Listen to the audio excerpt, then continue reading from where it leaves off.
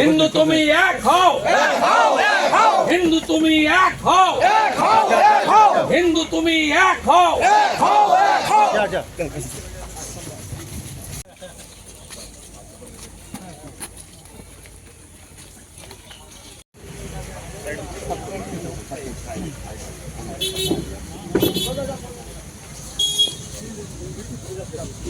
কটার সময় মারলো? দুপুরে? না না, রাতে। বাড়িতে না, এখানে দুপুরে হয়েছে। সব বাইরের ছেলে তো, চিনতে পারেননি তো? কাউকে চেনা যায়নি, ওরা 50-60 জন ছিল। ও চাপড়ার, চাপড়া থেকে এসেছিল। চাপড়া যে আছে না আমাদের, ওখান থেকে জুবের শেখের লোকরা এসেছিল।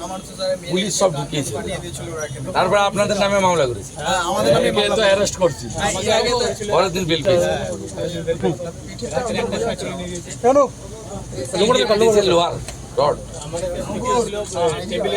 লোহার রড, লাঠিও ছিল ওদের কাছে। আমাদের এখানে টেবিল ছিল, টেবিল চেয়ার দিয়ে আমাদেরকে সবাইকে মারধর করা মানে ক্যাম্প ভেঙেছে তো? ক্যাম্প সব ভেঙে দিয়েছিল।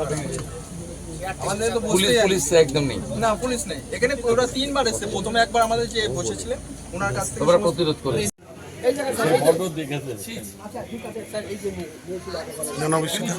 দাদা একটু সামনে করবেন।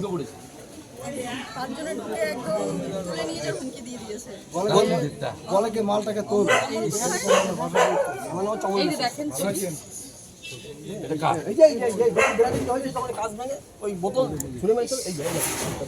দেখেছে এইসব ফটো দেখেছে। কিভাবে এটাকে ব্যক্ত করবেন? দাদা তারা একটুখানি এটা অত্যাচারীরা তো শেষ কথা বলে না। তাহলে ব্রিটিশরা থাকতো, ব্রিটিশরা থাকতো, মোগলরা কোনোদিন যেত না।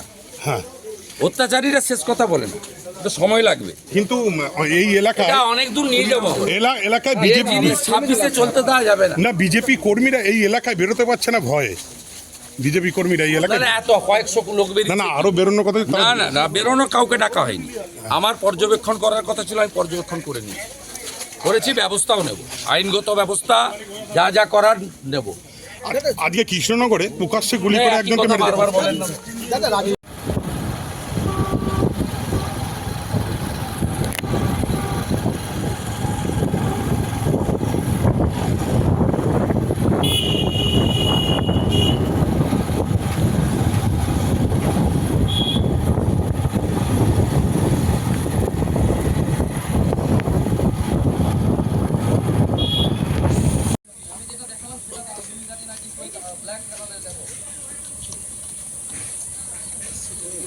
ওটাই যাবি, আস্তে করে দাও।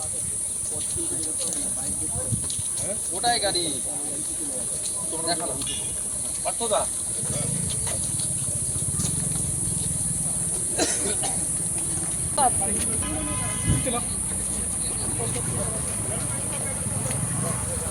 আচ্ছা,